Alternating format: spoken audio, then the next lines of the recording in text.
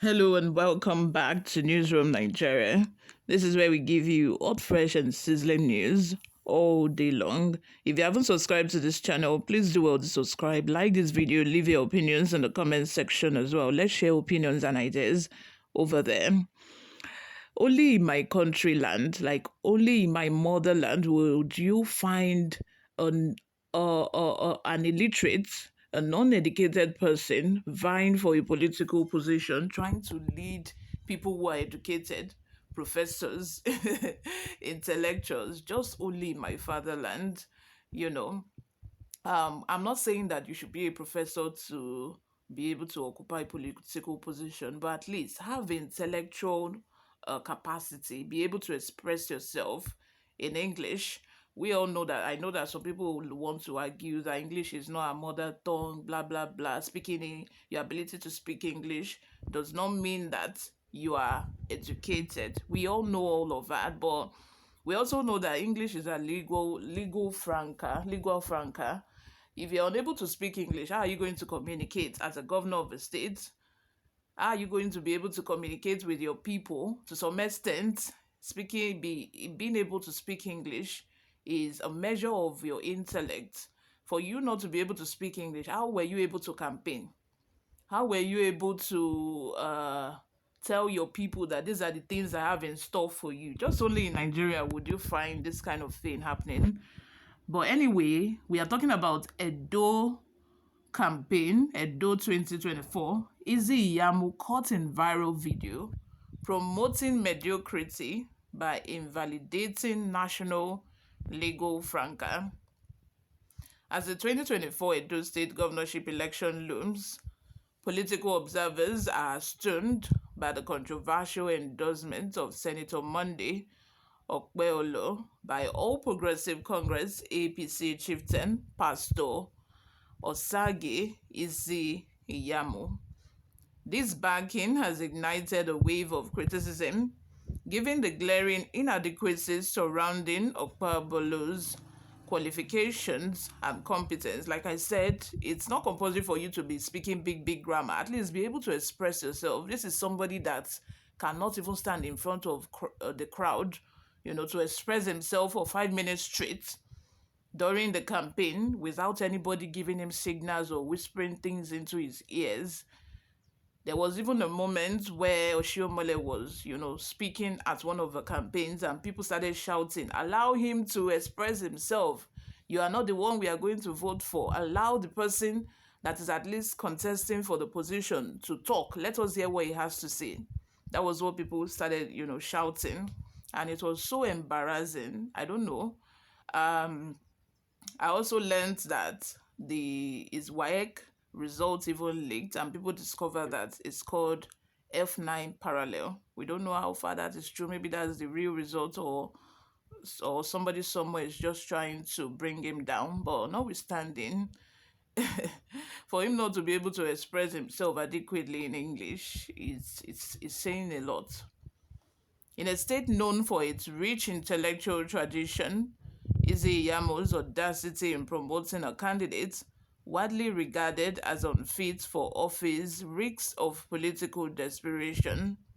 Okpebolo's glaring educational deficits and his alarming inability to string coherent sentences together in English, the nation's official language, have raised alarms among both critics and stakeholders.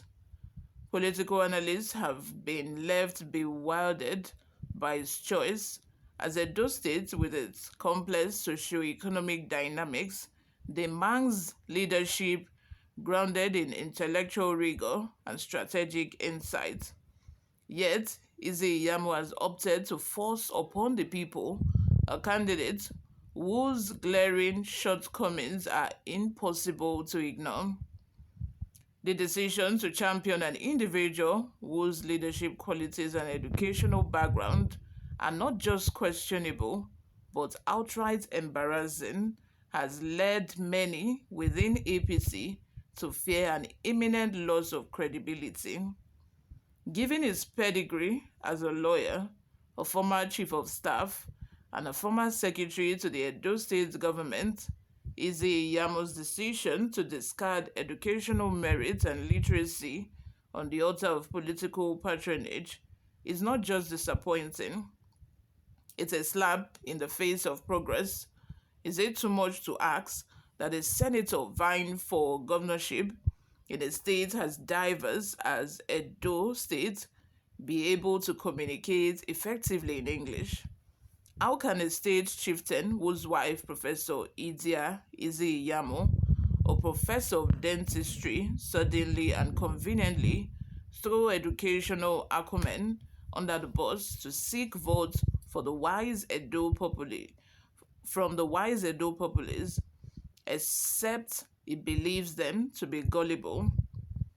The spectacle of Ize-Iyamu's desperate attempt to prop up an illiterate candidate has left many wondering just how low is the APC willing to go to accommodate mediocrity. For a party that once boasted of certain standards, this move plunges Edo State's politics into an abyss of backwardness and ridicule.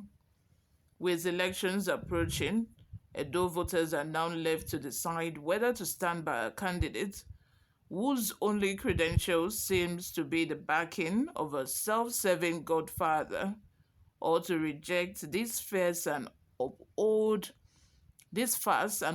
the values of competent and accountable leadership. The days ahead will reveal whether the tragic comedy will be taken seriously or cast aside as an insult to the intelligence of the people of Edo State. If not that these people, these politicians, they know that they are going to buy their way through, they are going to buy their way, and still win. Why would they bring such person to now vie for the post of a governorship? It's a slap on the people of Edo State. Edo people, what do you think? Let me know in the comment section, because I believe this is a slap on your faces. This is saying that we do not have a better candidate than this person that cannot effectively communicate in English. That is what they are trying to say. Before we go, lastly, let's take a look at some of the reactions we got online. Madsen says, "We Edo people will not go back to Egypt. God forbid. Asu Ighodalo is the man for the job. PDP, power to the people." Ugwatu, "So at this stage of our development, both in democracy and economy, we still believe that spoken English will be the yardstick." Yeah, of course, I said at the beginning of this video that there are going to be some people that will argue that, being able to speak English is not a yardstick to, decide on who is educated or who is not, or who is illiterate or who is not. But I'm saying it that, to vie for a political position such as that, the governor of a state for that matter, I don't know if all of those people speak the same language. Like, what would be the legal Franca if he's unable to speak English? Would he pick to speak one language of an ethnic group in Edo State over the other? What's going to be the permanent solution to his inability to express himself in English? The best thing is for him to express himself in English. That's just it.